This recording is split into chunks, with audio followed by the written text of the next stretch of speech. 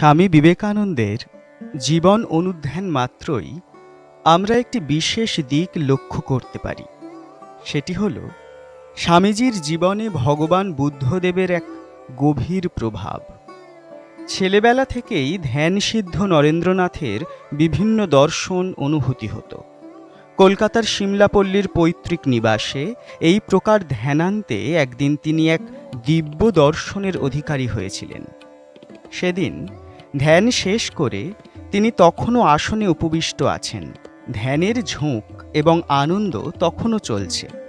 অকস্মাৎ দেখলেন দিব্য জ্যোতিতে ঘর পূর্ণ হয়ে গেল এবং এক অপূর্ব সন্ন্যাসী দক্ষিণ প্রাচীর ভেদ করে এসে কিঞ্চিত দূরে দণ্ডায়মান হলেন। তার পরিধানে গৈরিক বসন, হস্তে কমণ্ডলু, মুখমণ্ডল প্রশান্ত, সর্ববিষয়ে উদাসীনতাবশত একটা অন্তর্মুখী ভাব। নরেন্দ্র অবাক বিস্ময়ে চেয়ে রইলেন।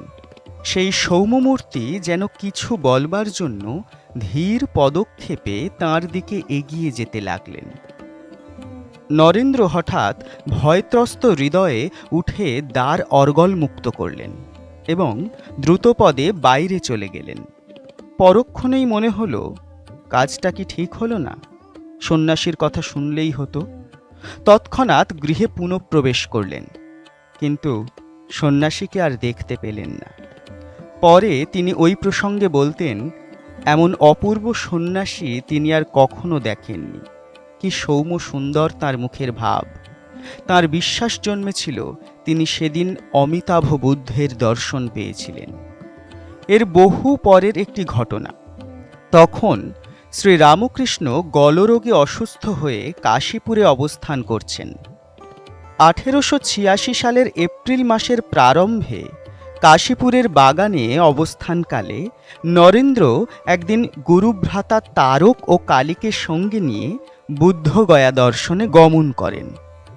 ললিত বিস্তর ও ত্রিপিটক পাঠে ভগবান বুদ্ধদেবের অসাধারণ ত্যাগ ও বৈরাগ্য দর্শনে মোহিত হয়ে তাঁর সাধনস্থল দেখবার জন্য নরেন্দ্রর মনে প্রবল আগ্রহ জন্মেছিল।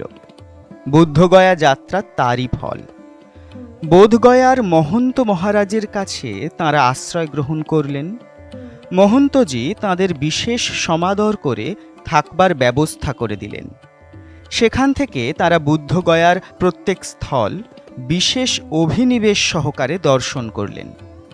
সেই শত শত বৎসরের অতীত কীর্তিধামের প্রতিরেণু একদিন ভগবান তথাগতের চরণ স্পর্শে পবিত্র হয়েছিল, এই স্মরণ করে নরেন্দ্রর হৃদয় ভাবতরঙ্গে উদ্বেলিত হয়ে উঠল। তিনি গুরুভাইদের সঙ্গে বোধিবৃক্ষতলস্থ প্রস্তর বেদিতে বসে ধ্যান আরম্ভ করলেন। তখন সন্ধ্যার অন্ধকার চতুর্দিকে গাঢ় হয়ে এসেছে। জগৎ নিস্তব্ধতার ক্রোড়ে ঢলে পড়ছে। ধ্যান করতে করতে নরেন্দ্র সহসা দুর্বিগলিতাশ্রু হয়ে সমীপবর্তী গুরুভ্রাতা তারকনাথের কণ্ঠে হস্তার্পণপূর্বক অতি প্রেম ভরে আলিঙ্গন করলেন।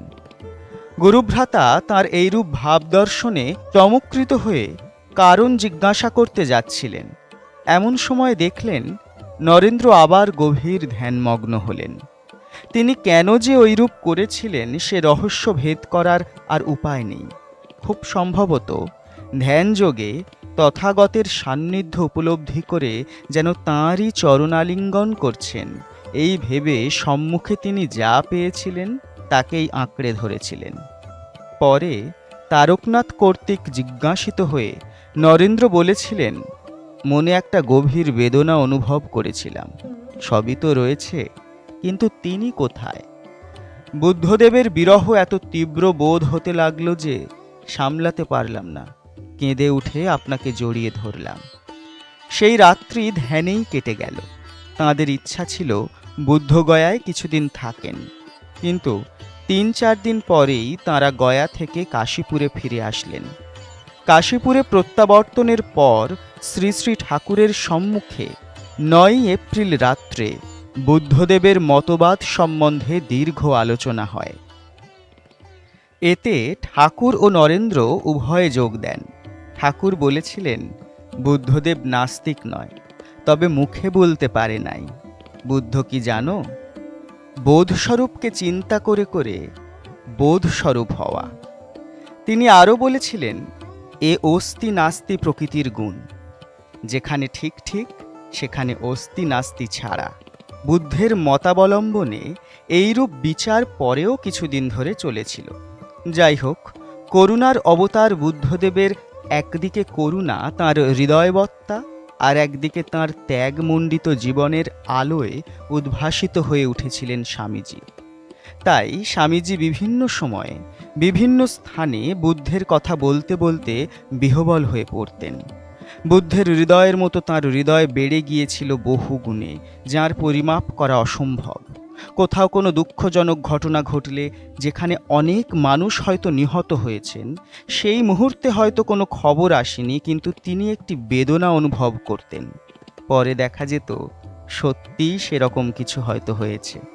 বলরাম মন্দিরে একবার বেদান্তের কঠিন তত্ত্ব শিষ্যকে পড়াচ্ছেন, সেই মুহূর্তে এসে জগতের দুঃখের কথা শোনালেন গিরিশচন্দ্র ঘোষ। দুঃখে সেই মুহূর্তেই বেদান্তের বিচার থেমে গেল। অশ্রুসজল নয়নে সেই স্থান ত্যাগ করে চলে গেলেন স্বামীজি। গিরিশচন্দ্র উপস্থিত সেই শিষ্যকে বললেন, তিনি স্বামীজিকে মানেন তাঁর পাণ্ডিত্যের জন্য না, তাঁর বিশাল হৃদয়ের জন্য। জগতের যে দুঃখ নিবারণের জন্য বুদ্ধদেব এসেছিলেন, সেই দুঃখ নিবারণের জন্য আবার স্বামীজি এলেন, এবং তিনি দৃঢ়তার সাথে বলেছিলেন, যতক্ষণ পর্যন্ত জগতের একটি কুকুর পর্যন্ত অভুক্ত থাকবে, তিনি বারবার জন্ম নিতে প্রস্তুত।